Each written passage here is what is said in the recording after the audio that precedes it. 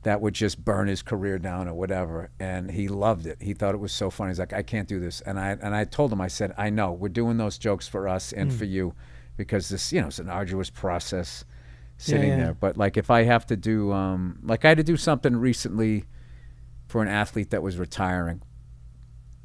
And that's what I like. And of course, I had like so months to do it, and I waited until like the afternoon of. So and you're writing stuff that he's going to say. I had to write the shit that I was going to say. Oh, for him, okay. Yeah, so it was something for this football team, the Patriots. So they had all these pictures, and it was Tom Brady with all of these celebrities. So the first thing you do is you write where you're making fun of the celebrity in there, and I hate doing that because it's like the other famous person isn't there. Yeah. So now I'm just taking pot shots, and now it seems like I don't like this person, and now I got beef with fucking Donny Osmond or some shit, right? So I don't know why I said him. So I at first was frustrated, but I was smoking the cigar. At least I'm smoking a cigar. I'm having a good time. And what do you drink when you're smoking the cigar? Coffee. Oh, that's lovely. Occasionally, there was a time where if I had like a really like harsh, like a heavier cigar, I would go with like a soda, like the sugar with the smoke. Yeah. This crazy guy in Calgary taught me that. He goes, these fucking guys, he goes, they have a cigar and a smoky scotch. He goes, it's redundant. Yeah. You should go the opposite way. And he had this a cake or something. Yeah. That's we eat a handful of M&Ms. It's one of the best Cuban cigars I ever had. Like we're at the fucking movies. So, this angle came to me, and I just sort of went with that, and it worked. That's lovely. And it worked perfectly. And I wrote them all clean because I knew that there was I said shit one time. I did fuck up, but like, and one of the people was John Bon Jovi, and he was there. And I remember when I did the joke about him in Tom, but I made. It was a complimentary joke where I was talking about how he tried to buy the Buffalo Bills and how he dodged a bullet because now he doesn't have to live in Buffalo. It was a very simple thing. But when I got off the stage, I was so proud as a comic because I went up to him and he had a big grin on his face. Oh, yeah? Wow. And he loved the joke and everything. And it was like where the younger me would have, when I was in my fucking, dude, like, I can't tell you the amount of times, like, I go, if I ever went back and looked at my shit, like my shit was this when I started, and now it's more this and this, which I like way better. I like being in that thing way. I mean, I definitely do this stuff, but had I got that gig 10 years ago,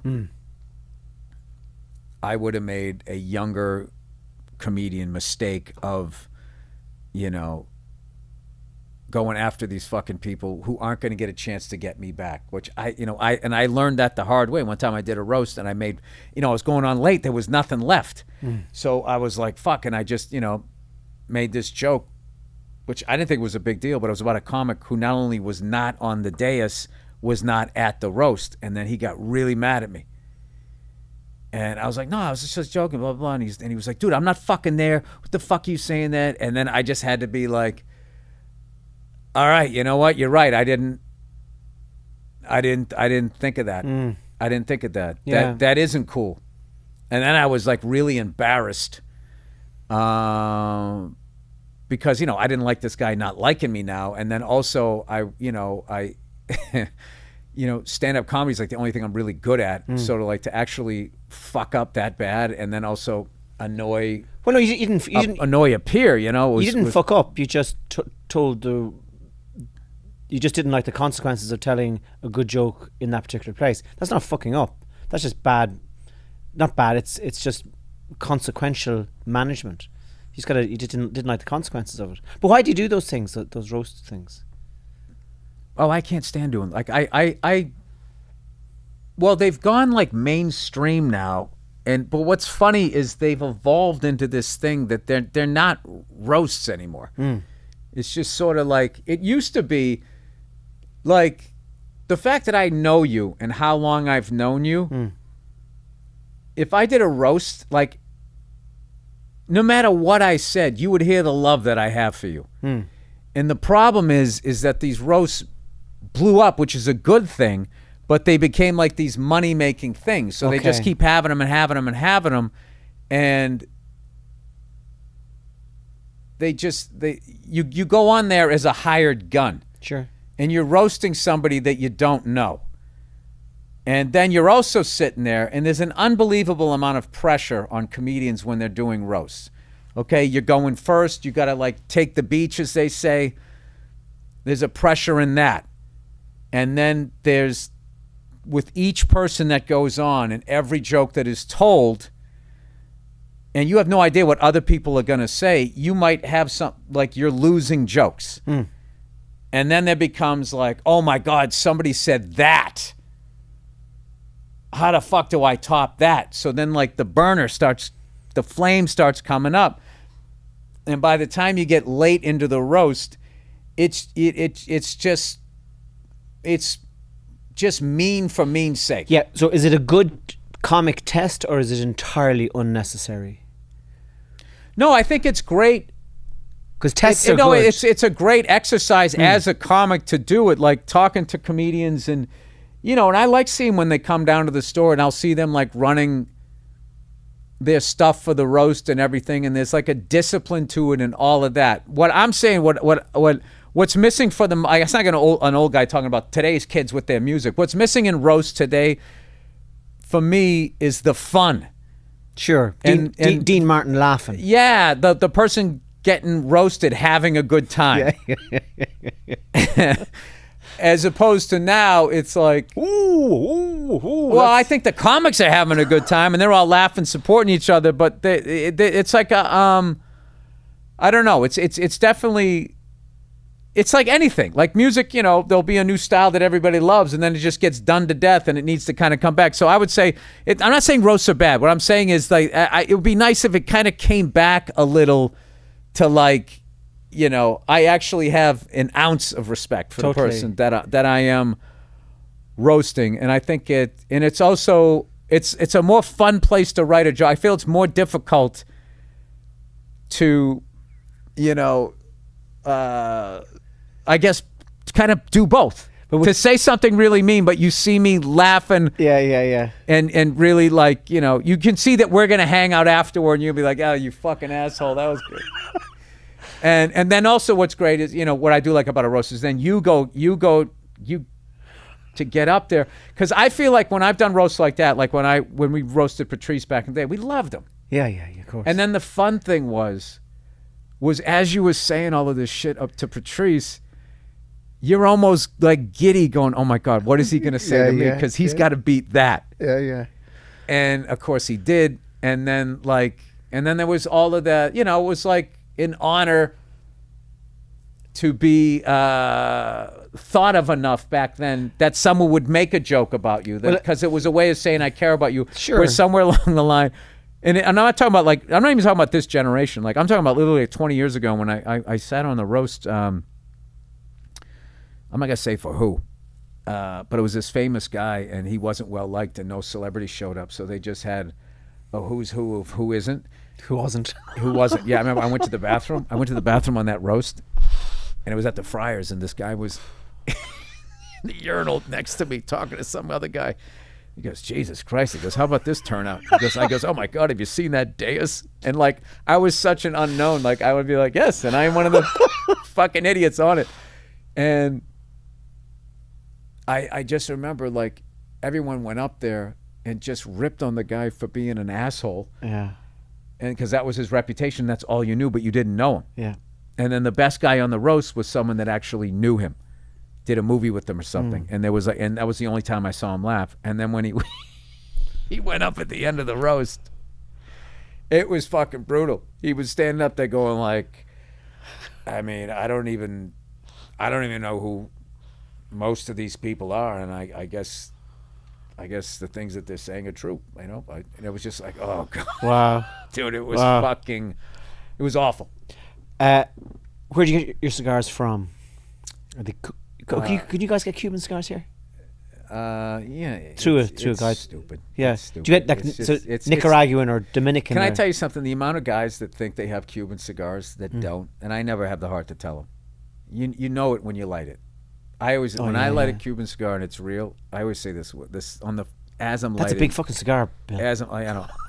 Oh, I'm a size queen. So, but you got to hold it a little away from it, all right? Yeah, I know, that's still big, man. Yeah. So you fucking the bigger the gauge. So I'm talking like this. At that first puff in, I always, without even thinking, I always say, "Oh my God." Yeah, it's lovely. I have not said that since I was in Tel Aviv, which was years ago. And I went to some bootleg fucking 7-Eleven looking place in Jaffa, and they said that I go, "You got Cubans?" They're like, "Yeah." I go, "All right." That great Israeli-Cuban alliance we've all been hearing about for years. Well, my theory is because there's fake ones in Ireland. There's fake. Like, there's just this little patch of grass. It's not even all of Cuba. There's this one little longitude, latitude that has to supply the whole world. So you feel it after dictators and prime ministers and presidents and fucking supermodels and all of these all the upper echelon people get them. Some shit joke comic. Well, I'll tell you a story now. So in Ireland, I go to Cuban Seed, by the way. That's where I go in L.A. All right, okay. Everybody knows everybody in Ireland. Mm-hmm. So I am good friends with the president of Ireland. Mm-hmm. And in the 70s and 80s, he spent a lot of time in Central America and South America. He's a left-wing politician. And he made great friends with the Castros. And my friend, the president, used to smoke cigars. And when he got elected president, he'd given them up. But the Castros used to send him a box of cigars every year. And You still know this guy? Right. And he had stopped smoking, but was very grateful. So he used to share them out. And one time he gave me a stash of cigars sent over by Raúl Castro. And they were his son or something? His brother, Fidel's brother. Oh my And God. I still have the box, and it says from the personal stash of Raúl Castro. I remember just sitting down in the... It's so beautiful, isn't it? It's like... It was great. So they were the most beautiful cigars I've ever smoked in my life. They were... Oh, amazing. Did you cry in the end? Did you write a song about it? Did you No, go I down just... to the pub and sing it? No, you're the first person I've told, actually. I didn't want to... But beautiful. Do you worry about mouth ulcers and... Yeah, I do. And throat cancer and... Yes. But we shall not stop. No, my daughter told me to stop. All right, well, let's mind her. What does she know? She's not a doctor. She's 7 years old. Yeah. But they're beautiful. So, yeah. How often do you smoke? I try to smoke one every day. But I can't really because I'm not at home every day. But every day that I'm home, I try to smoke one. I go down to the shed, drop the kids to school. I'm down to the shed at about 9:10. No, you say down to the shed.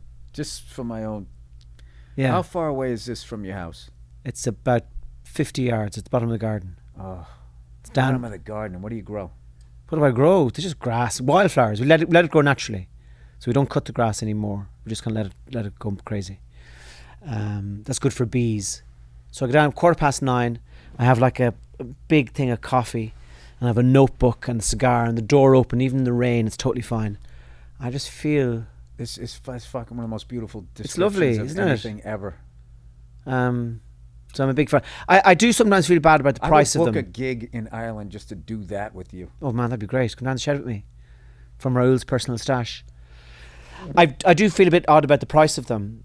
So if you go into a cigar place and you see a nice one and it's like, say, €70, which is about maybe say $100 or something for a cigar, and you're thinking, okay, I can afford to buy some of these, but is it a bit wanky? Do you know what I mean? Am I a bit of a fucking idiot? Spending 70 quid on a fucking... Well, I think 45. if it's real, but it's also like you don't want to do it all the time. That's one of the things that like these super rich people, there's like a boredom. They like you just, next thing you know, you're walking around your house with like a bottle of Johnny Walker Blue, where that used to be for special occasions. In order for Blue to taste good, you got to be drinking black most of the time. Yeah, sure. Or whatever. I know I'm getting into the booze thing here. I don't want to offend you. Because I know how seriously you guys I stopped drinking 2 weeks ago. 2 weeks ago? What happened? I just found that during the day I was getting... I didn't have a problem with myself when I was drunk. I'm a nice drunk. I'm a happy drunk. Yeah, especially a Guinness drunk. A whiskey drunk I can get a bit silent and moody, but... A little surly. Yeah, surly boy. But with the... That's a good name for a special. Surly boy. I love that. But with the Guinness, I'm very gracious and funny and chatty and stuff like that. So I didn't have a problem with that.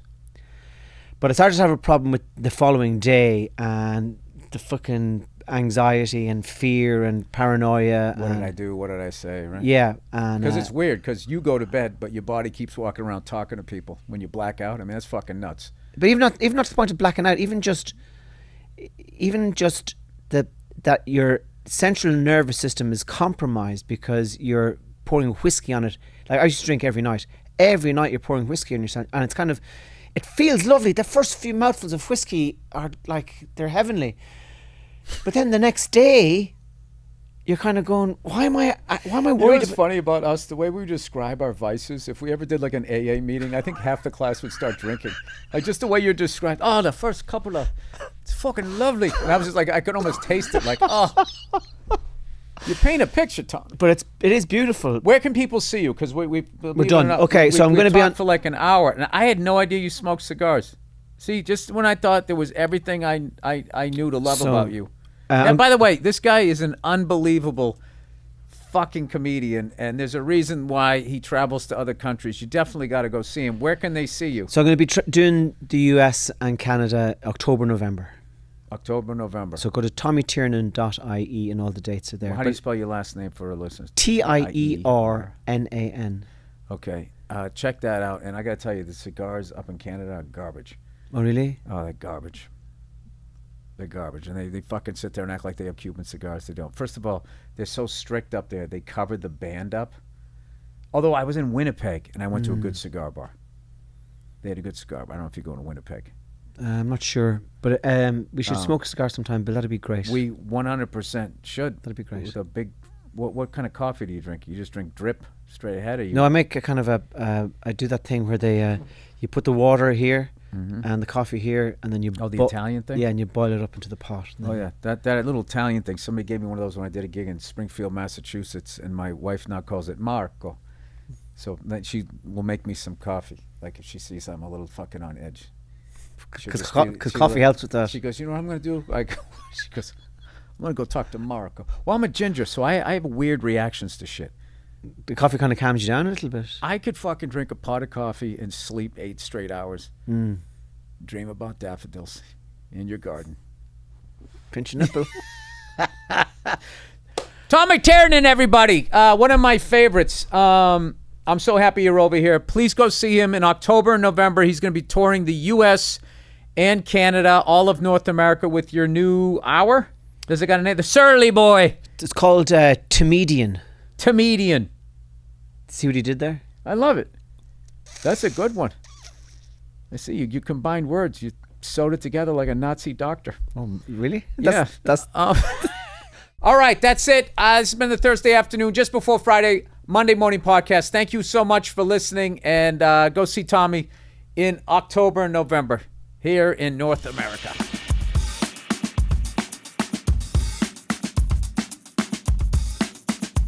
Hey, what's going on? What's going on, dude? It's Bill Burr, and it's time for the Monday morning podcast for Monday, August 22nd, 2016. What's going on? How are you?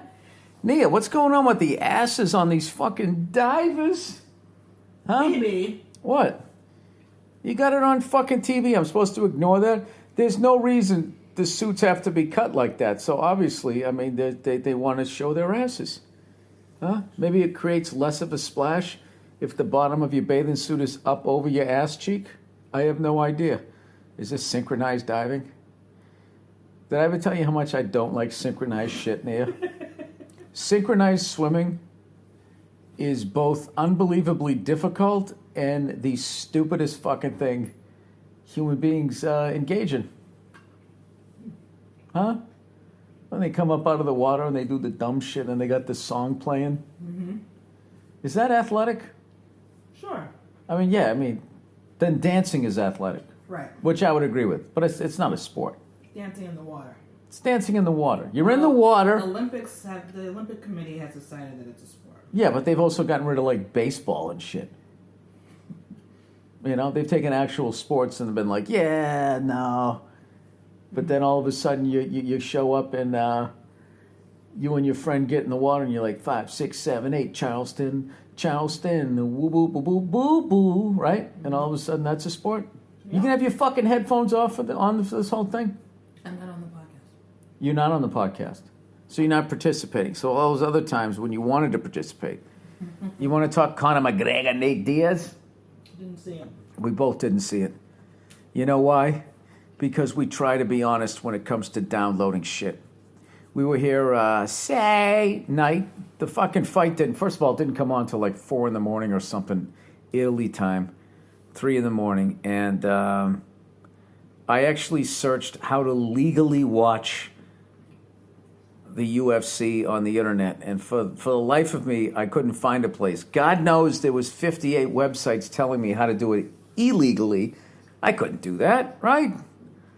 What kind of an asshole would I be shitting on people for downloading my specials for free, and then I watch Conor McGregor versus Nate Diaz for free?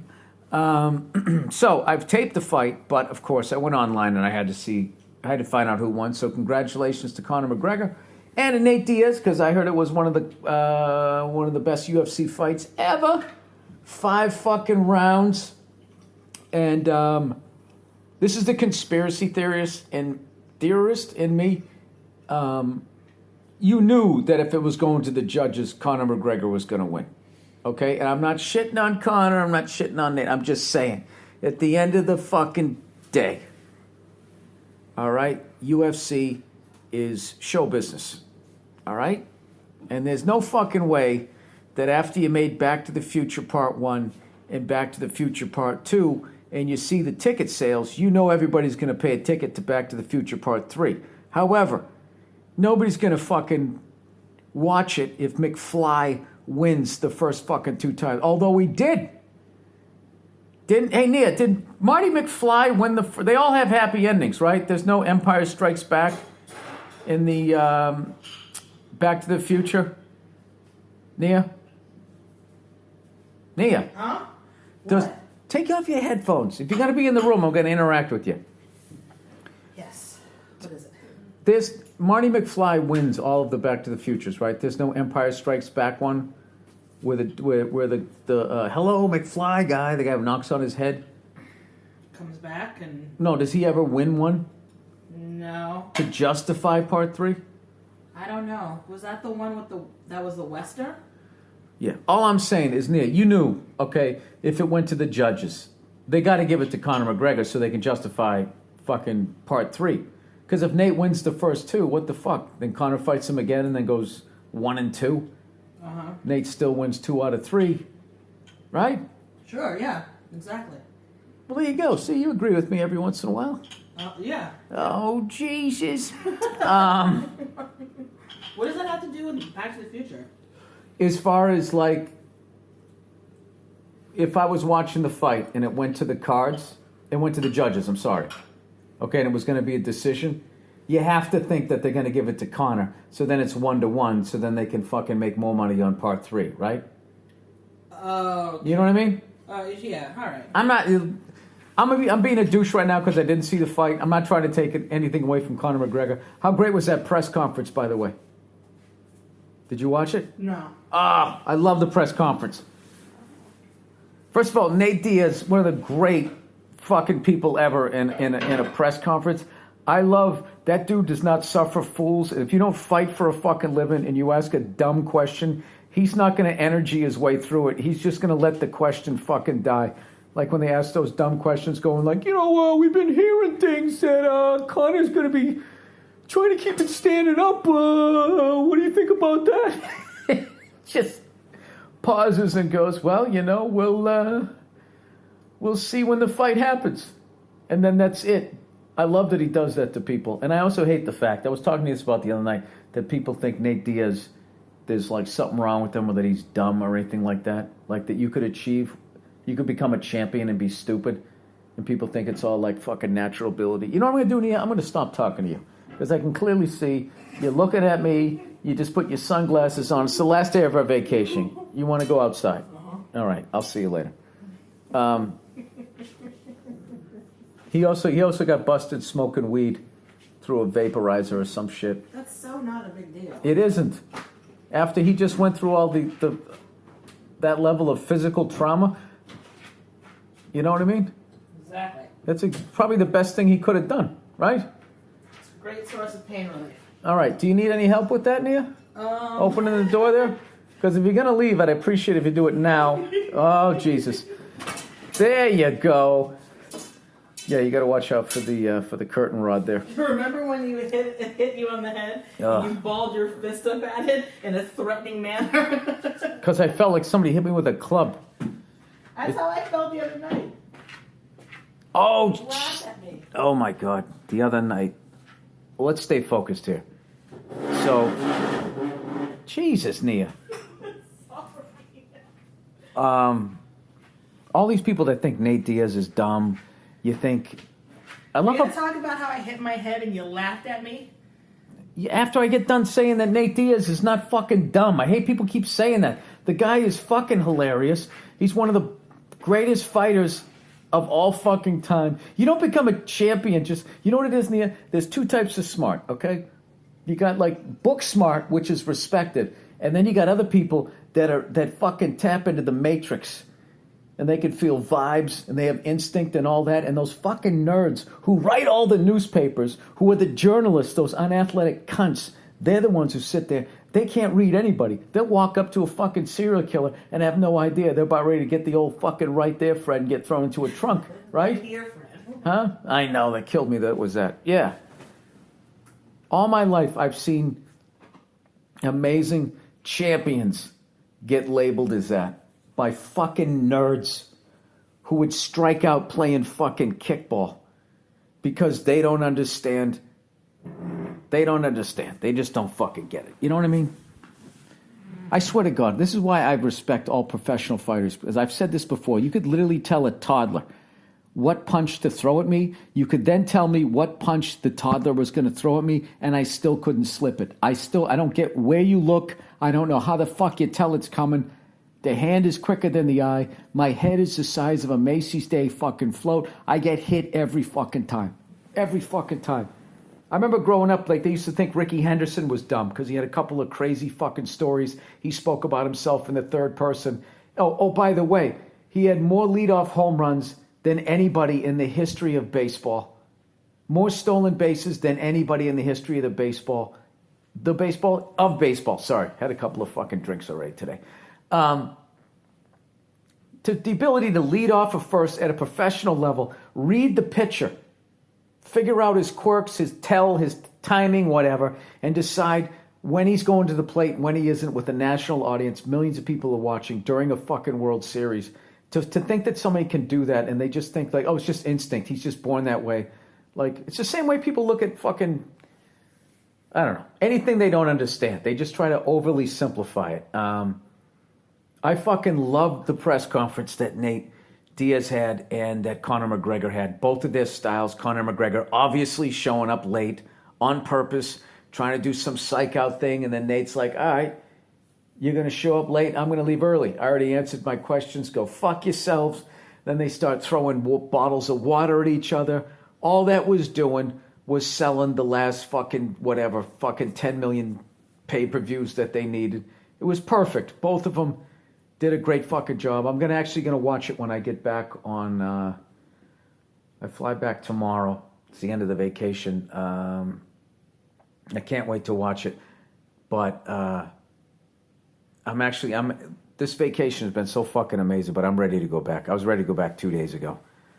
There is a point when you're on vacation where you got to take off the Mickey Mouse ears and be like, all right, I need to function as a fucking a productive human being again. I got to tell you, man, the greatest fucking time I've had in a while.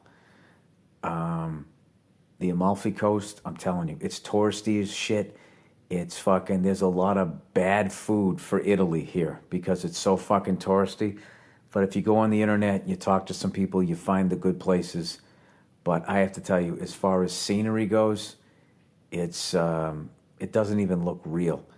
And the other day we took a boat out to the island of Capri, and I don't know. They pulled the boat over. They let us swim in the Mediterranean. Obviously, something I'm terrified to do because I'm afraid of sharks. But I finally believed them that there was no sharks. I had my swimming goggles. Every 5 seconds, I would look underneath to see if there was a shark there, as if I saw one, I could somehow outswim it. That's the part of swimming in a sea or an ocean that I cannot handle. It's my head above the water, not seeing what the fuck is coming at me, you know? I reserve the right to at least see the shark coming at me so I can just scream, you know, underwater, fuck, you know? Maybe give it a little bit of a fucking, you know, little fist bump, something to its fucking nose, whatever the hell you're supposed to do. Maybe feed it one arm as I come over the top and smash it with another. I always felt like that's the move, like if an attack dog is coming at you, you feed the arm, whatever arm you don't jerk off with and right with, you feed him that arm. Just shove it right back into its fucking molars, and then you come over the top, you slam down on its neck as you fucking lift up its head and you snap its fucking neck. You know? It's just an idea, people. I don't pretend to understand things. So, speaking of physical harm, the lovely Nia, last night, she like bent down to get something out of her bag, and there's this little fucking ledge above it that you can stick like a couple of glasses and a bottle of water. And she was underneath it, bent down, came up full speed, and the corner of it hit the fucking top of, she hit the top of her head right on the corner of it, like brutally hard. And I gotta tell you, I feel bad that she's not part of this fucking little story here. See if I'll bring her in, because I failed miserably as a human being. Nia, do you want to be in on this story of you hitting your head? Okay. Okay. I'm setting it up now. So anyway, she fucking hits her head. Like fucking bam. All right? Sounded like somebody dropped a suitcase on the floor. And then, I swear to God, she hit her head. She goes, ah! And she grabbed her head. And then, I swear to God, she just started crying. Like a goddamn toddler. And I have to be honest with you, I didn't know what the fuck to do. I just got to the point, Nia, where you hit your head and you started crying like a toddler. And Why has it gotta be like a toddler? because that's what it reminded me of. It's like when a little kid, like if an adult hits their, stubs their toe, hits their foot, it's goddamn motherfucker, and you blame your whole family.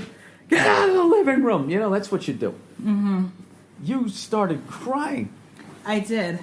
It was really painful. Like bawling. Yeah. And I was kind of surprised at myself. On honestly. a scale of 1 to 5, 5 being the best. 5. How would you? No. How would you rate my reaction to it? Oh, 0.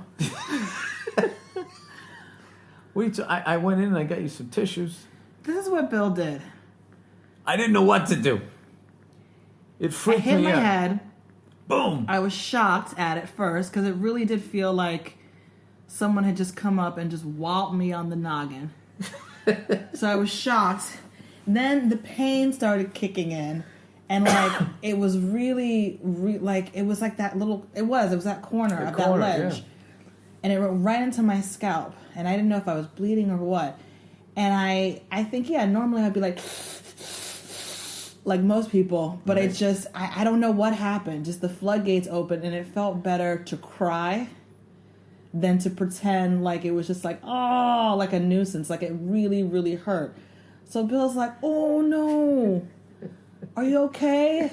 So we're good so far. What else was I supposed to do? So we're good so far with that. Okay. And so I'm just sitting there crying, And he goes, oh. And he runs into the bathroom. He doesn't even give me a tissue, like a proper I couldn't Kleenex. find any. He gets me toilet paper, okay? If there's a choice between tissue paper and toilet paper to comfort someone, please find the Kleenex. Okay. It's softer. It's just, it's a little thing, but it makes a big difference. It's a cut above. So then he starts wiping my face with the toilet paper. And he's rubbing it on my face. No. And he's wiping my chin. He's doing like this U shape from my eye to the other eye, using my chin as like the go between. So he's like, it wasn't that bad. Rubbing this fucking one ply toilet paper back and forth across my chin. And he's going, big tears. They were huge. And it's like, I never seen anybody cry tears. What is that supposed to mean? Was it big tears? It wasn't like, oh baby, It was, he was just scraping my face. I gotta be honest with you. this toilet paper, going, big tears. I gotta be honest with you. It freaked me out. It was the worst moment of comforting you've ever offered in your life. Yeah, you were hit at your a head. complete loss for what to do. Because it was like you stopped being like a woman and you became like this 2-year-old. And it was just like, boom, and you're just like, I was just like, I didn't know what to do. If we were at home, I would have got you a popsicle or something. Oh, and then you said, do you want some water? I'm like, what the fuck does water have to do with anything now? That's what my parents always did. If you hurt yourself and you cried, they went and they got you water right out of the tap. And then you sat down, and then your face was all dried and salty, and they said, all right, go back outside again. That's it. I spent most of my childhood outside. That's what parents did. All right, get outside. All right, you kids, you're driving me nuts. Get outside. And you just sent them outside. That's what you wanted to do with me in that moment. You wanted to send me away so you wouldn't have to deal with it anymore. I just wanted you to stop fucking crying. I don't mean that in a bad way, but it's just like to see another adult. Nia, can you imagine if I ever hit my fucking head and started crying the way you did? I mean, what would you know? What would be coming out of your mouth? I don't know. I'd be like, come here, baby, and I'd hold you to my chest or whatever, Nia, and I'd rub your back. You're full of shit. If I fucking hit my head and started crying like a little girl. Was it really that, like... It was like a little, we went, I'm a fucking stammerer here.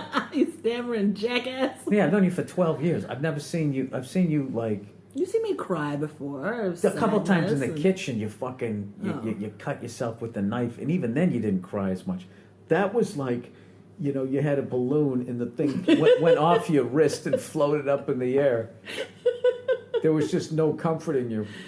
It was, I'll admit, not only did I drop the ball in that moment, it's been 24 hours and I still don't have a better approach. It was so fucking bizarre.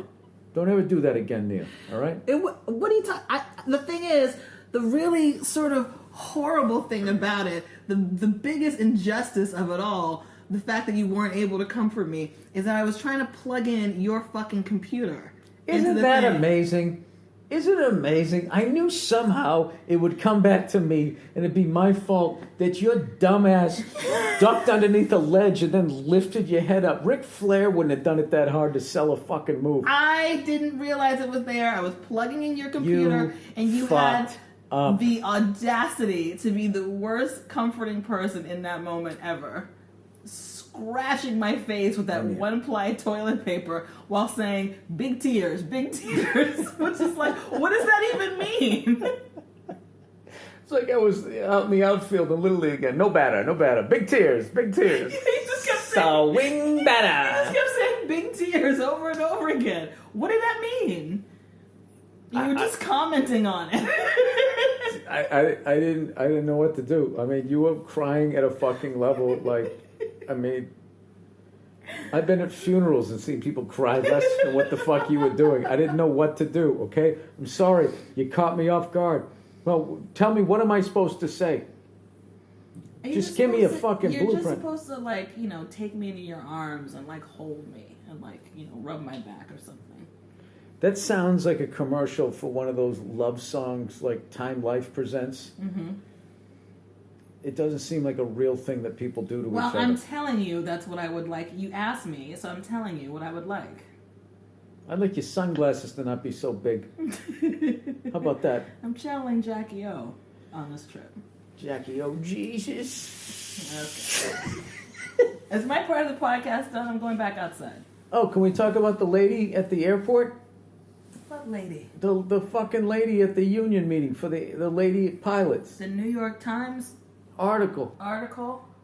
About the lady pilots? The ladies, we had 0 fights, 10 days. High five. High five. High five. Right? 0 fucking fights. We had one moment.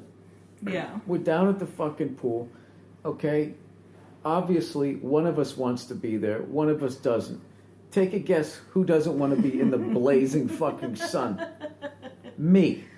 So I'm down there, and everybody is all fucking concerned. All these beautiful olive-skinned people running around trying to find enough umbrellas to cover my body that's white like the mozzarella, right? Like the mozzarella. Like the mozzarella. Like the burrata. The burrata. Sweaty like the burrata. So she hands me this abridged version of the New York Times, and I read this thing, and it's about pilots. So I was like, I got to see what's going on here. This is interesting to me.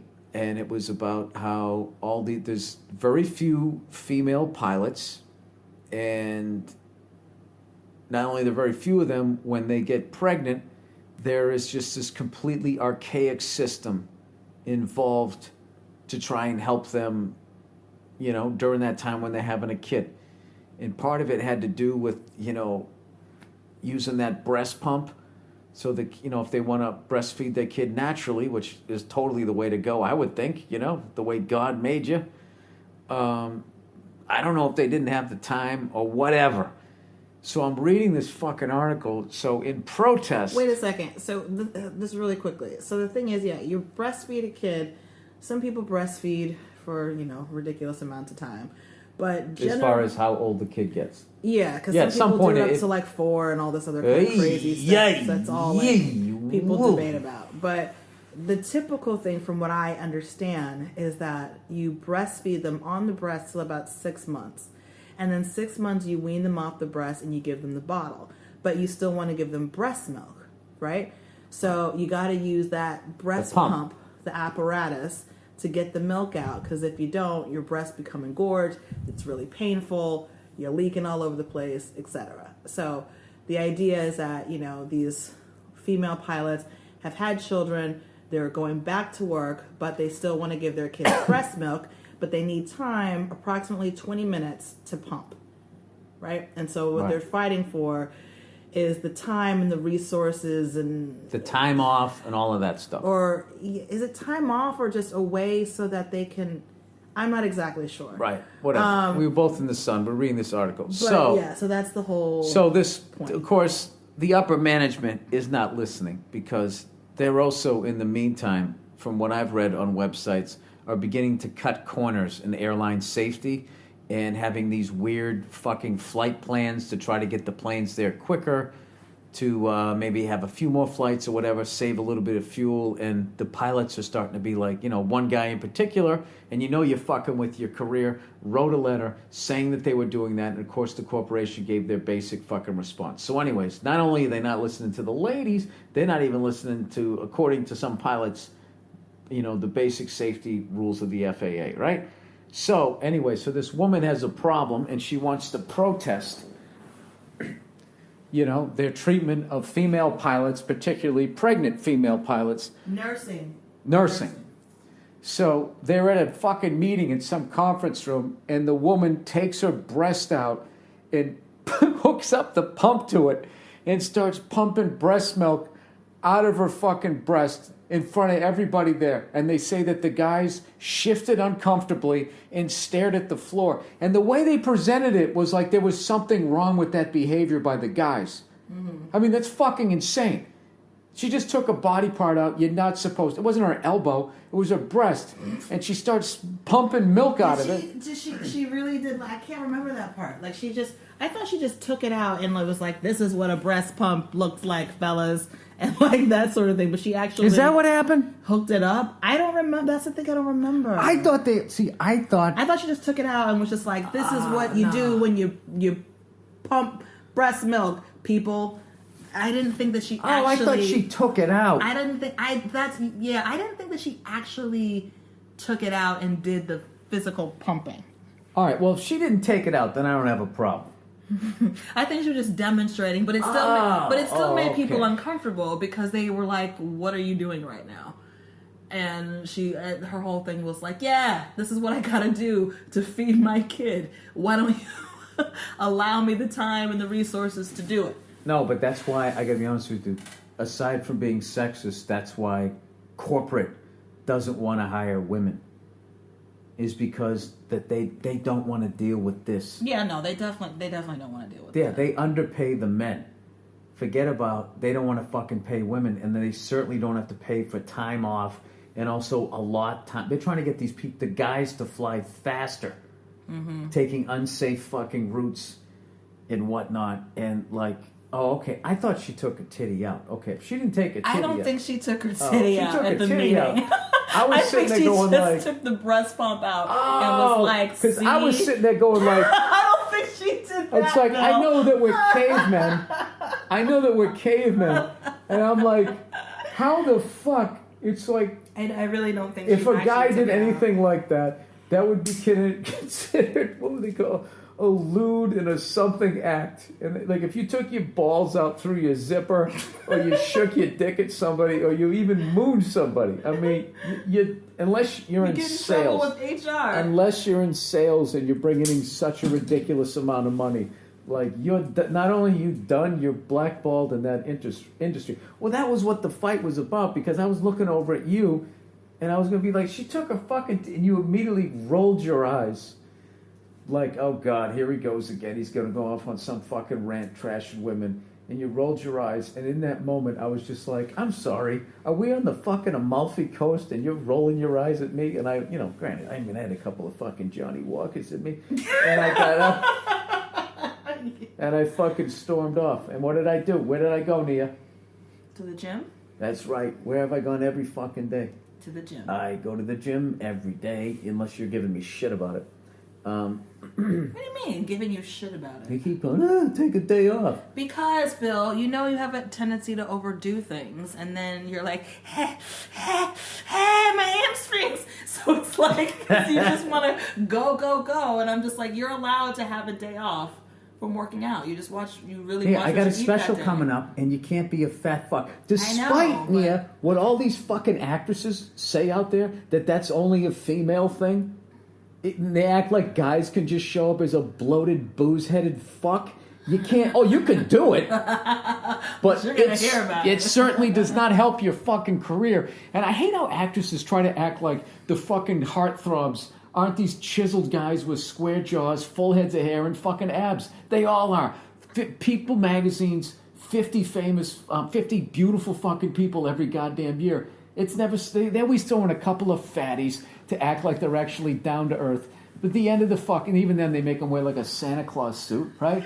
And everybody else is absolutely fucking... Yeah, they're not putting Jonah Hill on that list or something like this. Yeah, no. Listen to this thing. And whenever they say a guy is a fat fuck, they call him, he's an everyman.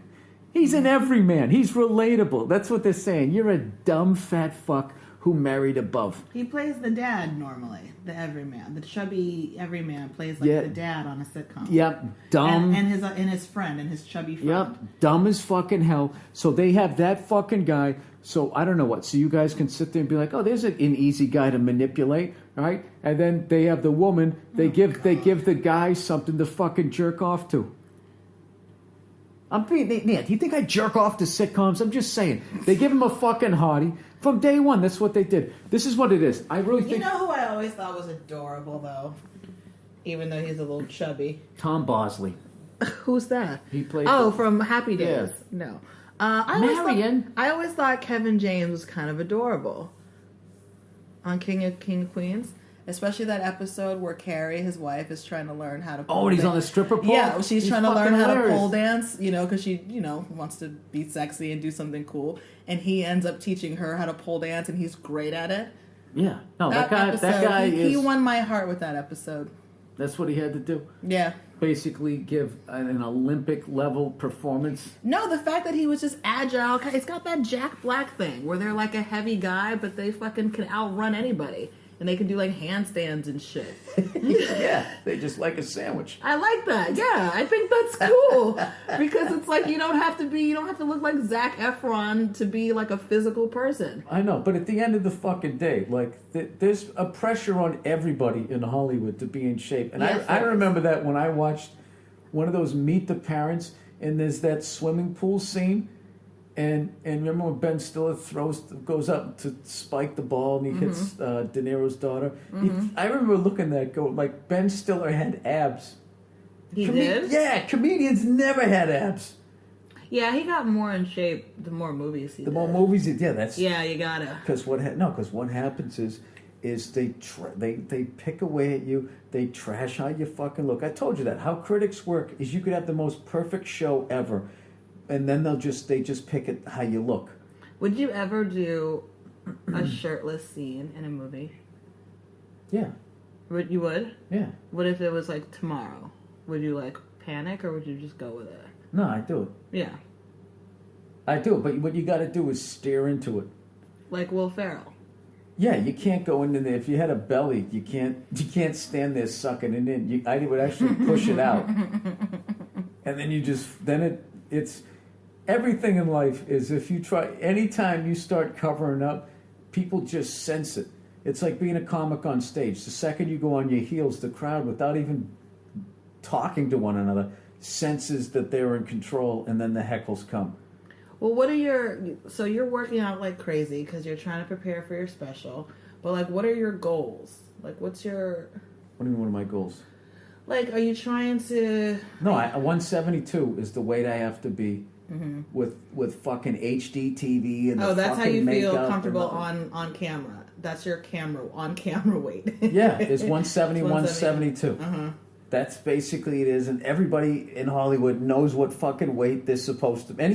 People who make YouTube videos, you make enough of them, you know there's a tipping point. Right. Yeah. Where you can get away with it. Where all of a sudden, you start looking like you're getting carried, and it's not that much. Like 172 is actually underweight for me, but on camera it looks good, so you have to do that. So that's what I'm saying. Like I have empathy for people talking about the pressures of it, but it kind of goes out the window when it's like, well, everybody in that business is on a treadmill eating a fucking apple. Everybody fucking works out. Everybody does. You have to. You have to. Everybody's really small because you do look bigger on camera. And you're also, and this is the thing that I find fucking hilarious about social media is like just every day, I get trashed every fucking day by somebody on Twitter or Facebook. I mean, I've been able to find the humor in it. And you got to get outside of it and be like, all right, I mean, I just got 8 good ones, 1 bad ones. I'll take that. 80, 90% good, I'll take that. But like, and especially every once in a while, if somebody gets me with a really good one, you always hear me laugh. I read it to you. Like, if it's a really fucking good one, I got to give it up. But just... Did I tell you that I'm very concerned about, like, that show that I did that's coming out next year? What's it called? I did it 2 I'm episodes. concerned about things. I'm concerned about things. No, I did I did 2 episodes of a TV show, a guest starring role on a Netflix show that's coming out next year. I don't know when it's coming out next year. What network but it's is called, it on? It's on Netflix. Oh. And it's got, it's called Santa Clarita Diet. And I have a small part, but I'm in 2 episodes, and I'm very concerned about how I'm going to look weight-wise. Because it just kind of happened. It was but now that you put it out there, you just put it out there, there's people who hate their lives and are licking their chops to fucking trash it. So now they're going to watch it and be like, you remember when you said back in August 2016? No, they won't say that, because then you'll understand. Like, they want to be mean. They just want to be like, what the fuck, blah, blah, blah, blah. Yeah, it's what they do. Look, Nia, you know what's funny? I don't get mad at it because I used to do that. And if I was You just... used to do what? I fucking trashed everything. I still do, but like when I was younger, there was no internet. But believe me, if there was an internet, I would have trashed fucking, Jesus Christ, half of those new wave bands. Because I thought I was listening to the real shit, and half the people I was listening to were a bunch of guys wearing fucking lipstick. I thought Motley Crue was better than fucking Boy George, and they had the same fucking waver as backstage rider with the lip gloss. They had the and same shit. makeup artist. Of course they did. But these guys were singing about the devil, and the other guy was singing about his feelings. Although, what's his face did one time. Yeah, Motley Crue also came around. You know I'm a dreamer, but my underwear's pink. That's Vince Neil, right? Yep. Is that Tommy Lee? On piano. On piano? I thought he He played drums. He played the beginning part. He played the beginning part of that. And Vince Neil had to run away high so he didn't come home low. Okay. See, his heart was like an open book for the whole world to read. All right, Who else is in that band? There's Nikki Sixx and there's Mick. Oh, he's in that Mick band too? Mars. Oh yeah, okay. Those Yeah. guys are super duper famous. Super duper famous, and they had their last show last year. The same night I was working in L.A. They were right around the corner at the Staples Center. Mm-hmm. And that was their final one ever. They signed a contract, Nia. So if they ever come back, then they're gonna have to sue themselves. Do you understand that? No, I don't. I don't understand it either. I don't know why they signed a contract. I think it was because all those people like Cher and fucking Nipsey Russell. I forget who else. Somebody else. Nipsey Russell. They were always saying that this is the final tour. The Who's had a bunch of final fucking tours. Oh, they have all those farewell tours. Farewell. This is the last one. And Yeah. it's a really cheesy way for some people to just get your ticket sales up. All right, I got to read this. Thank you for being on the podcast, Nia. Thank you for having me. Hey, Nia. Hey. Great vacation. Great vacation, honey. If you ever hit your head again and start crying like a 2-year-old, Just give me Kleenex, okay? That's all I ask. Don't give me toilet paper. deal. I don't have to say anything. What do you mean you don't have to say anything? You have to comfort me, jerk. Give me 3 things to say. Are you okay? Come here. It's gonna be all right. You cried way longer than that. Yeah. And you just have to comfort Keep me. saying through that? it. Are No. you going to be okay? Come here. It's going to be all right. How disconnected are you from human emotion that I have to teach you how to comfort somebody? Crying was a sign of weakness where I came from. Okay, And well, you fucking- that was a long time You ago. manned the so- fuck up. Well, Man or woman, you did. You know? I don't. You know what happened in That my was the neighborhood first when a time fucking I- kid cried? All right? You know what happened there? You know what? I'm really They tired were of hearing about your slapped in the your face and fucking- given a Bud Light. Rockwellian childhood or whatever it is that you're always describing. They stuck your head under the water of an above ground You pool and your until they family stopped seeing bubbles and are then they pull like- you back up again. Fucking R gang or whatever it is.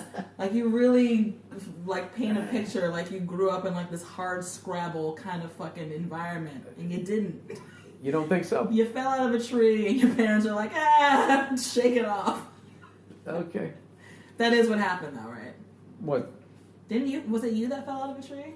No, I got hit by a car. Oh, right. You got hit by a car. You poor baby. And my parents sent away the ambulance because they didn't like the hospital they were taking us to. And I got in a cab and they took us to the hospital they wanted to. I remember my mother kept telling me, don't go to sleep, don't go to sleep. Oh, no wonder. Okay. All right. Well, I get it now. No, Nia, I'm not saying I fucking grew up in a slum. I'm just saying it was different back then. It was Okay. Yeah, it was different. All right. Well. Yeah. That's all I'm saying. I'm not saying I'm a fucking badass, but I'm not going to apologize for having a fucked up worldview, okay? Adults taught me this shit, so All right. yeah, go talk to them. I will. I'll talk to your parents about it Yeah, during Christmas. I don't know, just anybody roughly their I have a age. bone to pick with you, Mr. and Mrs. Yeah, but you Burr. know something, Nia? There was an overcorrection. Meaning what?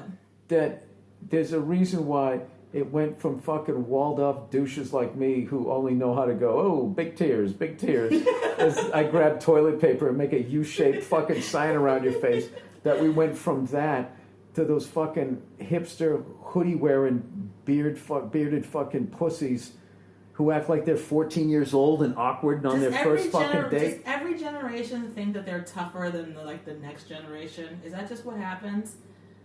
I don't think I'm tougher than anybody previous to me, and I don't feel like I'm tougher than anybody now. That there's so many fucking places in just the United States alone where kids grow up way tougher than I did. But what I'm doing is I'm defending the fact that I don't know what to do when an adult hits their fucking head and cries like a 2-year-old. I all right? got it. Nia, I'm not trying to have some Olympics backstory here before you watch me play ping pong or some other stupid fucking sport that nobody cares about. I got to tell you, the ping pong's pretty cool, and I did watch a little bit of the volleyball. I watched the United States unfortunately lost to Italy. I did watch that. Your fucking slippers are loud. I'm sorry. I don't know, you guys know what I'm saying. What the fuck? A goddamn adult starts crying like a 2-year-old. What are you supposed to do? Jesus Christ. Other than be like, for the love of God, can you get your shit together? I felt like being like Barnes in Platoon. Just grabbing Nia and be like, take the pain. All right. Okay, here we go. Going to do the reads here for this week. All right, East Coast road trip. Hey, Billy the Red Kid. I'm from Chile. Yep, it's a country. I know it's a country. It's in South America. It's on the fucking West Coast, you cunt. He says, I'm not going to tell you to come and do your show here because nobody knows you inside of this world. All right. I have a 4-year-old son and a lovely, lovely lady, and we're hoping to go on vacation to the USA next year. So it would be great if you could tell me what city we have to see. And he says, thanks. I'm going to try to say, try to translate. I can't translate this. It's thanks un abrazo desde el otro lado del mundo. The fuck does that mean? If he insulted me, I want to know what he said. Hang on a second. I got to write this out. All right. Let me hit pause. Hang on. Oh, Jesus, it means thanks, a hug from the other side of the world. Right? Yeah, the other side of the world. Wasn't that nice? Well, I know what to suggest for adults, but you have a 4-year-old son, so I got to take that into account. I would suggest possibly Florida and doing Disney World, but they got those mosquitoes down there, but they're also in Brazil, so I don't know if they're coming your way. I have no fucking idea. What I would do is, if you want to don't do Disney World, I would do Disneyland. Jesus Christ, what the hell does a 4-year-old want to do? All right, I'm just going to tell. I can only speak for someone who doesn't have kids. I love San Francisco, Seattle, Boston, New York. I mean, if you're going to start, I would go with one of those. Chicago. Chicago's such a great, if you want to get a vibe of the United States, get a big city vibe with people who are also kind of fucking, a little bit, they're kind of rubes in Chicago, it's sort of a weird thing. It's like it's a city, but it's still country. There's still farmland around it, you know what I mean? You see people who are in shape. You've seen people who are going to have a heart attack in about 3 steps. They got great fucking food. They're sports crazy. They're great people. They're overtly fucking racist. It's beautiful summers. It's ungodly cold. I mean, you get the whole thing. The whole thing. You'll find Trump supporters and Hillary supporters and all of that fucking shit. It's right in the middle of the country. I don't know. You guys you live near the water in Chile. Christ, the fucking country's only 30 miles wide. If you've had enough of that, I'd go to Chicago. I guess depends on what you guys do. If you like to eat, if you're into barbecue, I'd go down south. Don't sleep on the south. There's a bunch of great places to go to. Maybe you can build it around a sporting event. some auto racing or baseball, maybe the football that's coming up. There's a bunch of things that you could do. But if you just want to go to like just a really cool city with great places to eat and stuff to see, San Francisco, Seattle, Boston, New York are amazing. I don't know. Those would be mine that I would pick. All right? But no matter what, you're going to have a good time. All right. Mussolini. Hey, Bill. While in Italy, did you happen to notice any Mussolini souvenirs for sale? I was in Rome a few years ago, and they seemed to be in most newsstands. Bunch of fascists.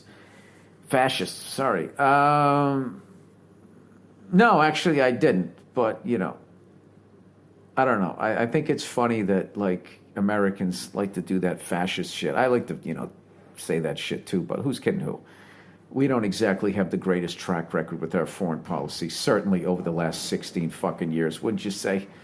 You know what I mean? And if you're really going to get technical, since we won World War II, and certainly since Russia fell and there was no one really to keep us in check, we've kind of been, the way corporations sort of dictate our foreign policy, we've been quite the cunts for the last at least fucking 30 years. 26, I'd say. So, yeah, I wouldn't judge anybody. Mussolini is a part of their fucking history. If I saw a Mussolini souvenir, I'd buy one. If they had a Hitler badge, I'd fucking buy that. I'm fascinated with World War II. If they had a Stalin one, I'd get that. If they had an Eisenhower one or a fucking William H. Macy, who's the fucking guy from Winston Churchill? Yeah, I'd buy all of those. That's the Mount Rushmore of World War II. And then you got to have, what's his face there? Arnold from Happy Days. What's the fucking guy from Japan? He doesn't get enough love, that guy. He did just as much horrific shit. What the fuck was his name? Leader of Japan. Wasn't he an emperor? I mean, right there, dude. That's like some crazy. Right, that's a great wrestling character right there. All right. World War II. Emperor Tiger Star. No, what the fuck? That's not it. Hang on a second. There we go. Hirohito. Yeah, I'd buy any of that shit. Nia, either close the fucking curtain or leave it open. You're killing me with my eyes over here.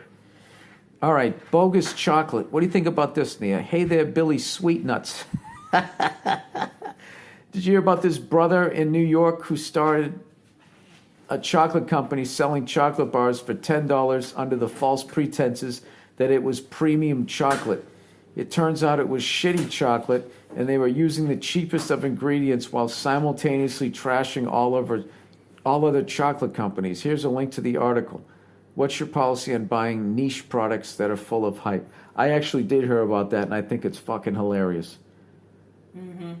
I don't like, ExxonMobil finding out about global warming 30 years ago, allegedly, and then completely blowing it off. But, if somebody does the Emperor's New Clothes in, like, Brooklyn with some fucking chocolate and sells it to a bunch of dopes, I think it's funny. They should definitely be penalized. It's like when they used to catch those people when they... Where was he selling it? Like, on the street? On the subway? On the... Like, how did he go about selling it? If someone comes up to you on the street and is, like, trying to sell you a Rolex, like, pretty much, if you have any kind of street smarts, that the shit's either fake or it's hot, right? So if someone comes up to you and says, I got this premium chocolate... No, they went all out. They had a whole book. Look at this. How the Brothers... That company. Yeah, I read about that. They had all the packaging and everything. Yeah. I think it's fucking hilarious. I thought they were talking about someone just selling... You know what that reminds me of? Is like when they'll bust somebody like, they'll have this premium bottled water. And then they have like in 1 month they have a $50,000 water bill because they're just taking it out of their tap. Mm-hmm. That shit has always been hilarious to me. It's like the guy who figured out how to pick the lock on the parking meters. It was allegedly impossible to do, and some guy figured out how to do it. But of course, he got greedy and ended up getting caught. Just people who do shit like that is just funny to me. Mm-hmm. You know what I mean? Yeah, I remember that story. I don't know. You rob a bank, you don't use a gun. It's funny to me. All right. You don't hurt anybody. You just scare people. You just hand him a note. Yeah, you hand him a note. It says, put the money in the bag. And You got nobody whipped gets cream hurt. on your face. You didn't really plan it out. It was an impulsive thing, you know? You decided you wanted a little better lunch. If you don't stop opening and closing that motherfucker of a goddamn... I'm going. Yeah, but now you're going to close it and you can't close the curtain. Yeah, you can't close the curtain and close the door. Please don't make me watch you do this. Oh, God. Bye, Nia. Goodbye. All right. Seeing X, need advice. Hey, Bilford, I'm a 20-year-old guy and my girlfriend of a year broke up with me a couple of months ago. I'm starting to get over her and we go to different colleges, so I think it'll be easier to move on. But we have the same friends and I know we will go to the same hangouts. For example, my buddy's birthday is in 2 weeks and she's going. Should I go up to her first and talk to her like she didn't kick my heart in the ass? Or should I just say hi and sort of ignore her for the rest of the party? Thanks and have a nice day. No, this is what you got to do. All right, she dumped you, so you didn't want it to end. She did, so you're hurting more than her is how I would probably guess how this is going down. So, I would just... First thing I would do is, am I friends enough with this person who's having the birthday that it's worth putting myself into the position? Okay, if it isn't, then just don't go to the party. If it is, if the person is important enough, then when you go there, I would absolutely say hello to her first. You know, just say, good to see you, hope you're doing all right, blah, blah, blah, blah, blah. No need to be weird around me, whatever, all right? And then I would just go about and have a great fucking time. I would limit my drinking that night because you don't want to make a dumb decision. Because if you go there and you say hello to her first and you're totally fucking cool, for whatever fucking reason, how people work when they break up with people, that's that thing. If the person's clinging, the other person goes, oh my God, thank God I'm out of it. But if they look like they're getting on with their life, even if the person just got done dumping them, for some reason they'll try and hook up with them. You don't want to hook up with this person again. All right? She made the decision, and just I don't get how that works, but men and women both do that shit. So I would just be totally cool. Go to the birthday party. I would not drink at this thing. That would be a great move. You stay sober. This is what you want to be. You don't want to be Fast Eddie, all right, from The Hustler. Remember that? When he gets all shit-faced and Jackie Gleason stays fucking sober, Minnesota Fats, and he goes, all right, let's shoot some pool. After fucking Fast Eddie downed the whole bottle of fucking bourbon, then he kicks his ass and gives all the money back plus another fucking 10 grand. I would, if you're going to go to it, I would be totally nice to her, say hello, be totally cool, walk the fuck away, and then just drink club sodas the whole night. And then when it feels like the time is right, it's starting to get to that point where everybody's getting fucking wasted, you leave, and then that's it. That's how I would play it. God damn it. I wish somebody gave me that advice a long fucking time ago. All right.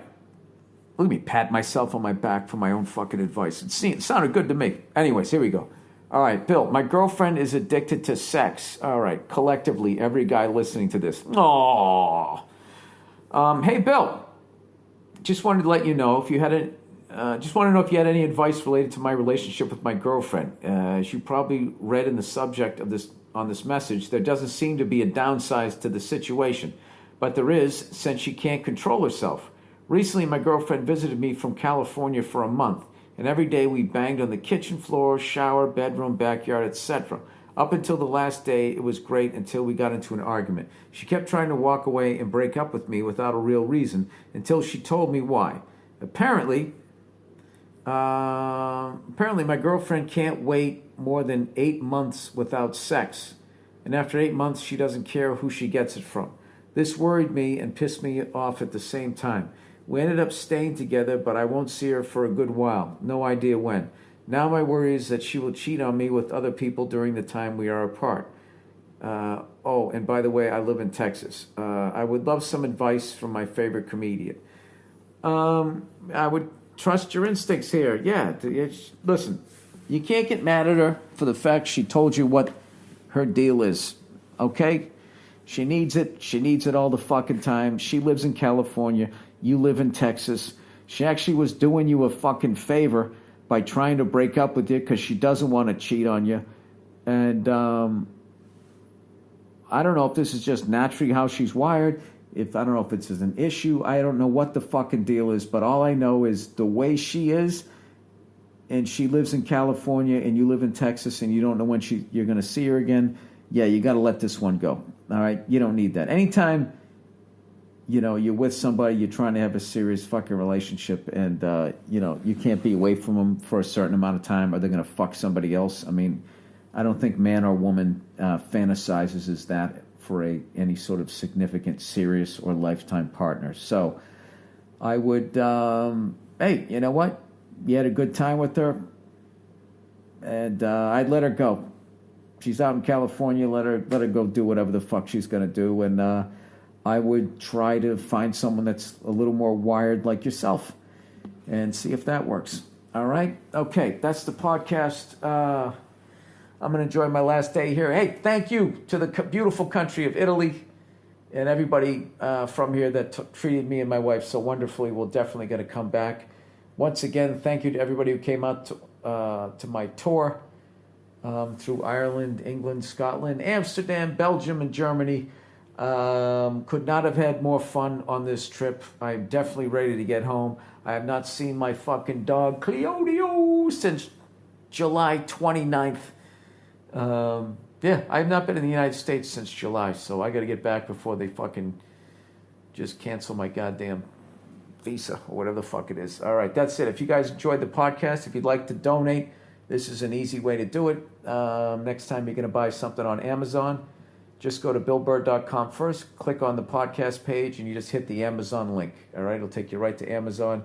It doesn't cost you any extra money, but I get credit for driving traffic that way. If you want to do it, I get it. If you don't, no problem. And also, if you'd like to see me do my first fucking show since my European tour in the United States, I will be in Reno on August 27th, with the absolutely fucking hilarious Todd Rex, one of the funniest fucking people I've ever met in my life. He's the guy, what do you say there, handsome? He said that to a cop one time that pulled us over when the guy was walking up to the car. And what was so funny was he was a young baby-faced looking cop. And we pulled us over. We were underneath a bridge, so it echoed. And I think it was me, him, and Lawhead. And I think I lost 6 months of my life trying not to laugh when the cop walked up and he said that. He's one of the funniest guys I know, and he is not going to be easy to follow. So if you come out to the show, do not show up late, because Todd is every bit as funny as I'll ever fucking be. All right, that's the podcast. Go fuck yourselves. I'll talk to you on Thursday.